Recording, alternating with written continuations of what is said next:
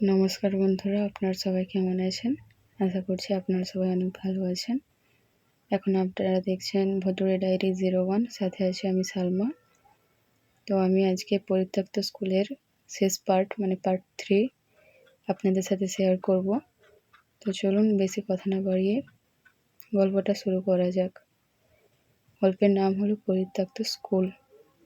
রাহুল সেই রাতের ঘটনার পর অনেকদিন স্বাভাবিক থাকতে পারেনি। তার চোখ বন্ধ করলে তার মনে পড়তো সেই অন্ধকার ক্লাসরুমে, বোর্ডে লেখা কথাগুলো আর সেই অদ্ভুত হাসির শব্দ।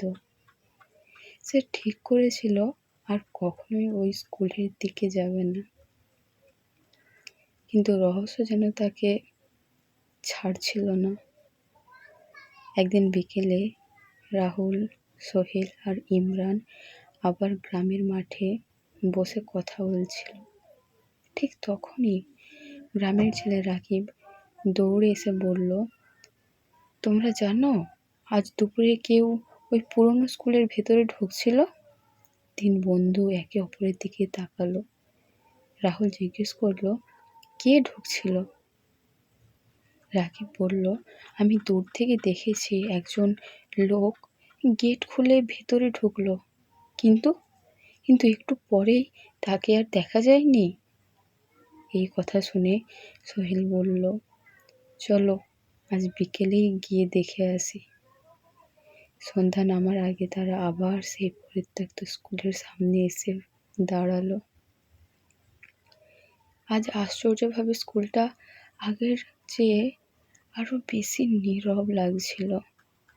গেটটা অর্ধেক খোলা, বাতাসে হালকা কাঁপছে। তারা ধীরে ধীরে ভেতরে ঢুকলো।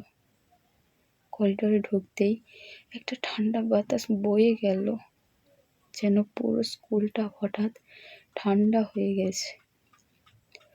হঠাৎ ইমরান বলল, ওইটা দেখো, মাটির ধুলোর উপর তাজা পায়ের ছাপ দেখা যাচ্ছে। কেউ যেন একটু আগে করিডোর দিয়ে হেঁটে গেছে। তারা সেই পায়ের ছাপ অনুসরণ করে এগোতে লাগলো। ছাপগুলো গিয়ে থামলো সেই একই ক্লাসরুমের সামনে, যেখানে আগে থেকেই পড়ার শব্দ এসেছিল। দরজাটা আধা খোলা। রাহুল ধীরে ধীরে দরজাটা ঠেলে ঢুকলো। ভেতরে ঢুকতেই তারা থমকে গেল। বোর্ডের সামনে দাঁড়িয়ে আছে সেই লম্বা মানুষটা, কিন্তু এবার ক্লাসরুম ফাঁকা, কোনো ছায়া নেই, কোনো ছাত্র নেই, শুধু তিনি বোর্ডে লিখছেন। রাহুল কাঁপা গলায় বলল, কে কে আপনি? লোকটা ধীরে ধীরে ঘুরে দাঁড়ালো। তার মুখটা স্পষ্ট বোঝা যাচ্ছিল না, কিন্তু চোখ দুটো অন্ধকারে জ্বলজ্বল করছিল। তিনি ধীরে ধীরে বললেন, তোমরা আবার এসেছো? 3 জনের শরীর জমে গেল ঠান্ডার মতো।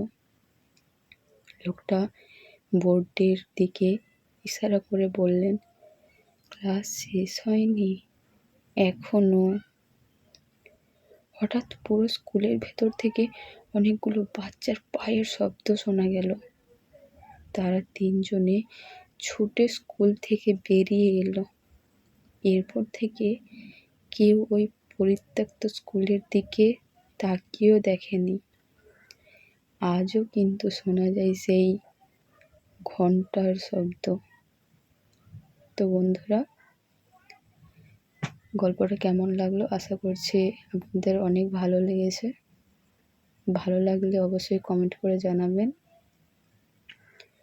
আর লাইক, কমেন্ট, শেয়ার এবং সাবস্ক্রাইব করে পাশে থাকবেন এরকম আরও নিত্য নতুন ভিডিও পাওয়ার জন্য। তো আশা করছি ভিডিওটা আপনাদের খুবই ভালো লেগেছে। তো আজ এতটাই। কাল আবার দেখা হচ্ছে নেক্সট কোনো ভিডিওতে।